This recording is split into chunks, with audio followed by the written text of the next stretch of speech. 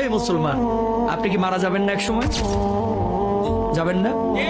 হয়তোবা কোনো গরমকালে আপনি মারা যাবেন, অথবা বর্ষাকালে মারা যাবেন।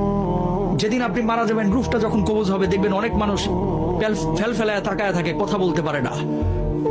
আপনি মনে করেন যে তার এখন পিপাসা লাগছে, কারণ রূহ কবজ শুরু হয়ে গেছে ভিতরে। দুনিয়ার সবচেয়ে কঠিন সময় হচ্ছে এই সময়টা, যে সময়টা মানুষের রূহটা কবজ হবে। তখন আপনি যে এই যে মুখে পানিটা ঢেলে দেন, দেখবেন যে পানিটা গিলতে পর্যন্ত পারে না, ঠোঁটের দুই কিনারা দিয়ে ওই পানিটা বের হয়ে যায়। আল্লাহু আকবার।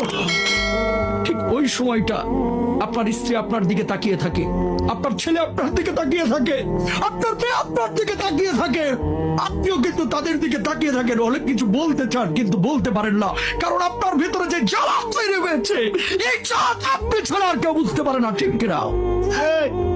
যখন মালাকুল মাউত রূহটা কবুল শুরু করে, মানুষজন যারা অপরাধী বারবার একটা কথা বলে, ও মালাকুল মাউত, এবারের মতো আমাকে ছেড়ে দাও, আমাকে নিও না, এবারের মতো তুমি আমাকে ছেড়ে দাও, আমাকে নিও না, আমাকে 10টা দিন সময় দাও, 2টা দিন সময় দাও।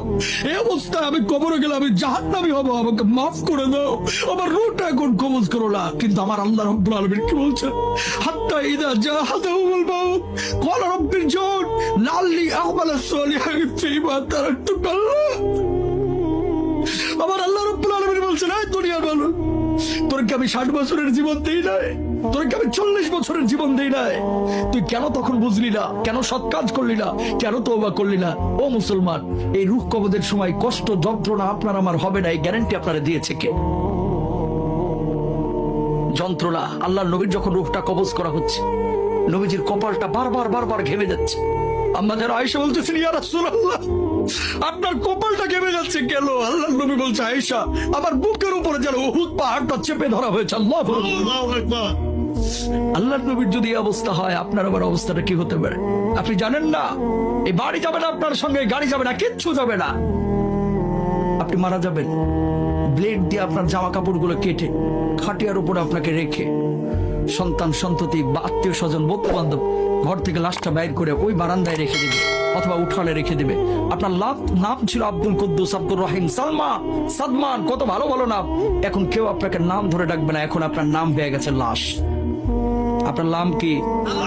ওই মুয়াজ্জিন সাহেব মাইকে যে ঘোষণা দিবে, সেদিন আপনার নামের শুরুতে একটা ডিগ্রি লেগে যাবে, ডিগ্রি।